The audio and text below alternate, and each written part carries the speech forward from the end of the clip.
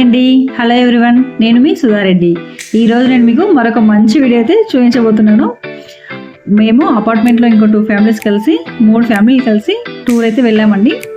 So first అయితే Bhadrachalam, next Annavaram, next Antarvedi అండి. మొత్తానికైతే టూర్కి బయలుదేరిపోయాము. సో అందరూ ఈగర్గా ఎలా ఎగ్జైట్మెంట్తో వెళ్తున్నారు చూడండి, పరిగెడుతున్నారు వ్యాన్ దగ్గరికి. మేమైతే మినీ వ్యాన్ తీసుకున్నామండి. సో మా పాప అయితే చూడండి చాలా ఎగ్జైట్మెంట్తో ఎలా అరుస్తుందో. సబ్స్క్రైబ్ చేయమని చెప్తుందండి.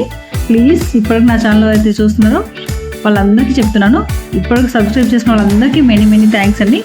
ఇప్పటివరకు ఎవరైతే సబ్స్క్రైబ్ చేసుకోలేదో వాళ్ళందరూ ప్లీజ్ సబ్స్క్రైబ్ చేసుకోండి, లైక్ చేయండి, షేర్ చేయండి. మా చిన్న పాప కూడా చాలా గెద్దుతుందని చూడండి, ఎంత ఎగ్జైట్మెంట్తో పరిగెడుతున్నారో. సో అందరూ కలిసి వ్యాన్ దగ్గరికి అయితే వెళ్తున్నామండి. చూడండి పిల్లలందరూ ఎంత ఎగ్జైట్మెంట్తో ఉన్నారో. మేమైతే ఈ మినీ వ్యాన్లో కొన్ని సీట్లు తీయించేసి పిల్లల కోసం అయితే బెడ్స్ అరేంజ్ చేసామండి. సో ఎంతసేపు చైర్లలో కూర్చోలేం కదా సీట్లలో, సో దానికోసం అండి బెడ్ మొత్తం అరేంజ్ చేసేసుకున్నాము. సో పిల్లలు ఎంతసేపు అయినా పడుకోవచ్చు, ఆడుకోవచ్చు, ఇంకా అది వాళ్ళ ఇష్టం. సో మా పిల్లలు అయితే చూడండి ఎంత ఎగ్జైట్మెంట్తో ఉన్నారు. అందరూ బాగా అంటే బాగా ఎంజాయ్ చేశారు. టూర్ మాత్రం చాలా అంటే చాలా బాగా అనిపించింది. టీవీ అన్ని అరేంజ్మెంట్స్ ఉన్నాయండి వ్యాన్లో కూడా. సో పిల్లలకి ఎటువంటి ఇబ్బంది లేకుండా చూసుకొని బయలుదేరామండి. ఇప్పుడైతే లగేజ్ అయితే మొత్తం సర్దేస్తున్నారు వ్యాన్లోకి. 3 ఫ్యామిలీస్ కదండి, లగేజ్ అయితే చాలా ఉంది. సో దాన్ని అడ్జస్ట్ చేసి సర్దేస్తూ ఉన్నారు. సో ఇలా లగేజ్ సర్దడం అయిపోయాక మా వారైతే వెహికల్కి మొత్తం కంప్లీట్గా ఎలాంటి ఇబ్బంది కలగకుండా క్షేమంగా వెళ్ళవాలని చెప్పి దిష్టి తీసి కొబ్బరికాయ అయితే కొట్టేస్తారు.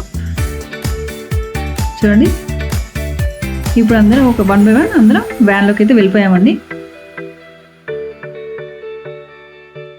ట్రిప్ అయితే చాలా అంటే చాలా బాగా ఎంజాయ్ చేసాం. మళ్ళీ ఎప్పుడు వెళ్ళాలా అని వీలుగా వెయిట్ చేస్తున్నామండి యాక్చువల్గా. సో అందరం వ్యాన్లోకి అయితే వచ్చేసాము. చూడండి మా పాప ఎలా అరుస్తుందో. ఈ వ్యాన్ మేము స్టార్ట్ అయ్యాక సిటీ దాటాక మేము ఒక దగ్గర డాబా దగ్గర డిన్నర్ కోసం అయితే స్టాప్ అయ్యామండి, ఆగిపోయాము. అక్కడ డిన్నర్ చేసేసుకొని మళ్ళీ బయలుదేరామండి. నైట్ మొత్తం పట్టిందండి. నైట్ నుండి మార్నింగ్ వరకు భద్రాచలం చేరుకున్నాము. అక్కడ భద్రాచలంలో ఫ్రెష్ అయ్యి టెంపుల్ కోసం అయితే బయలుదేరామండి. టెంపుల్ మేము తీసుకున్న రూమ్కి వాకబుల్ డిస్టెన్స్లో ఉంది. బట్ మేము భద్రాచలం దర్శనం అయిపోయాక బోటింగ్ పాయింట్కి వెళ్ళాలండి. సో దానికోసం టైం అయిపోతుందని చెప్పేసి హడావిడిలో ఉన్నాము. అక్కడ దాకా నడిచి టైం వేస్ట్ అని చెప్పేసి ఆటో అయితే తీసేసుకున్నాము. అందరం 1 by 1 ఆటోలో అయితే వెళ్ళిపోయామండి. పిల్లల్ని పంపించేసాం ఫస్ట్, తర్వాత మేము వెళ్తున్నాము, తర్వాత మా వాళ్ళు వచ్చేసారు. అందరం అయితే ఆటోలో భద్రాచలం టెంపుల్కి అయితే చేరుకున్నాము. చూడండి నేను నా ఫ్రెండ్స్ ఎంత హ్యాపీగా ఎంత ఈగర్గా వెయిట్ చేస్తున్నామో, ఎంత ఎగ్జైట్మెంట్తో ఉన్నామో చూస్తున్నారు కదా. భద్రాచల రాముడిని ఎప్పుడెప్పుడు చూద్దామా అన్నట్టుగా ఉంది. సో భద్రాచలం అయితే మంచి అసలు చాలా అంటే చాలా బాగా దర్శనం చేసుకున్నాము. దర్శనం అయితే కంప్లీట్ చేసుకున్నామని ప్రశాంతంగా, రష్ కూడా ఎక్కువ లేరు. సో దర్శనం అయితే ప్రశాంతంగా జరిగిపోయింది. చూడండి భద్రాద్రి టెంపుల్ ఎంత బాగుందో, చూస్తుంటేనే అబ్బా ఇంకా చూడాలనిపించింది. భద్రాద్రి రాముని అంత బాగుందండి, నాకైతే చాలా బాగా నచ్చింది. చూడండి పిల్లలందరూ ఫోటోలు దిగారు. టైం అయిపోతుంది, రండి అని చెప్పి పిలుస్తున్నామండి. అక్కడ నుంచి గోదావరి పోచవరం పాయింట్కి అయితే చేరుకోవడానికి బయలుదేరాము. భద్రాచలం నుంచి 70 కిలోమీటర్లు ఉందండి ఇది. ఈ 70 కిలోమీటర్ల రోడ్డు అంతా కూడా, రోడ్డు చుట్టుపక్కల ఇట్లంతా కూడా గ్రీనరీగా చాలా అంటే చాలా బాగుంది. చూడండి లోటస్ ఎంత బాగున్నాయో, అసలు చాలా లోటస్లు ఉన్నాయండి. అవి చూస్తుంటే ఇట్లా అనిపించింది, అంత బాగా చూడండి ఎన్ని లోటస్లో. అసలు ఆ రోడ్ అంతా కూడా చాలా అంటే చాలా బాగుంది గ్రీనరీతో, మొత్తం చాలా బాగా అనిపించింది. సో ఫైనల్గా పోచవరం బోట్ పాయింట్కి అయితే చేరుకున్నాము. పిల్లలు ఎప్పుడెప్పుడు బోట్ ఎక్కుదామా అని ఈగర్గా వెయిట్ చేస్తున్నారు. 1 by 1 పరిగెడుతూనే ఉన్నారండి అసలు. ఇంకా చూడండి గోదావరి ఎంత అందంగా ఉందో. చూడండి అందరూ స్పీడ్గా వెళ్ళిపోతున్నారు ఇంకా బోట్ దగ్గరికి. చూడండి చాలా అంటే చాలా బాగుంది, ప్లెజెంట్గా ఉంది వెదర్ కూడా. బోట్ ఎక్కడం కోసం 1 by 1 లైన్లో అయితే నిల్చున్నారు. ఈ బోట్ ఎక్స్పీరియన్స్ అనేది చాలా అంటే చాలా బాగుంటుందండి. అసలు మళ్ళీ ఎంజాయ్ చేయాలంత హ్యాపీ అనిపించింది. ఆ రోజు వెదర్ కూడా చాలా బాగా సపోర్ట్ చేసిందండి, చాలా అంటే చాలా బాగుంది. మేమైతే బోట్ పైన కూర్చోడానికి వెళ్తున్నాము, వ్యూ అంతా బాగా కనిపిస్తుందని చెప్పేసి పైకైతే ఎక్కేసాము.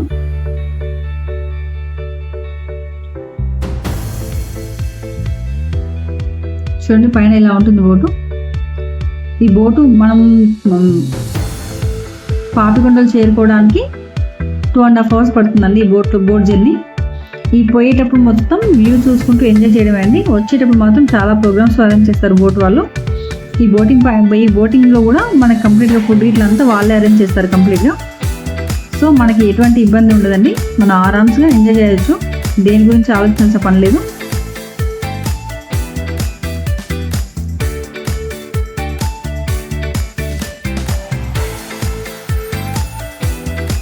చూడండి ఎంత బాగుందో అసలు, వ్యూ అంతా చాలా అంటే చాలా బాగుంటుందండి.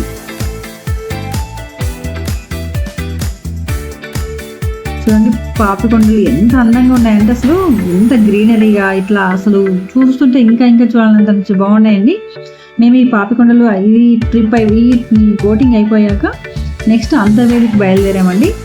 అంతర్వేదిలో బీచ్లో చాలా అంటే చాలా ఎంజాయ్ చేసాము. అసలు చాలా అంటే చాలా బాగా అనిపించిందండి. చూడండి